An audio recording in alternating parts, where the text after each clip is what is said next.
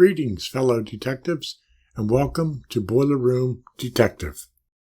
The case of the slippery boiler room.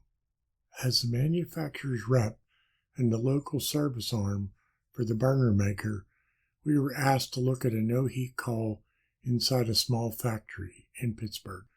I parked my truck in the lot, exited, and the smell hit me. I covered my mouth with my shirt and went inside the reception area. The maintenance tech met me there and led me to the boiler room. "Be careful, it's slippery," he said. He wasn't kidding as my feet flew out and I grabbed the pipe to stop from falling. By using baby steps, I made it to the boiler. Everything was covered with this goo that looked and felt like Vaseline. As I leaned up to remove the cover from the operating pressure control, my feet slipped out again, but I grabbed the burner and held on. The goo covered my hands. I wiped them on my pants. After diagnosing the issue as a defective mod motor, I called the local supplier. They had one in stock, and I left to get it. My nose must have been used to the smell because several people sniffed and looked around for the offensive odor when I walked into the supply house. They discovered it was me and rushed me out with the part. The burner started after I installed the mod motor, and I checked the air-to-fuel ratio. I like doing this on every boiler service call. The O2 reading was low, and I opened the air damper slightly. It made no difference. After removing the access door to the blower wheel, I discovered the cause.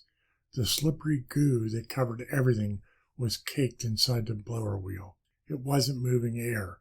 I removed the blower wheel, took it to the slop sink, and thoroughly cleaned it. I learned the hard way to clean the blower wheel this way. Early in my career, I tried reaching in and using a brush, but didn't clean the entire wheel. It made the wheel go out of balance. Operating at 1700 RPM, it didn't take long for the blower wheel to fly apart. It was an expensive lesson. After reassembling the burner, it ran great, and I left. A valuable lesson I learned that day is whatever is floating around the boiler room eventually ends up inside the blower. Walking inside the house, the wife and kids wrinkled their noses and asked, "What is that smell?" "What smell?" I asked, smiling.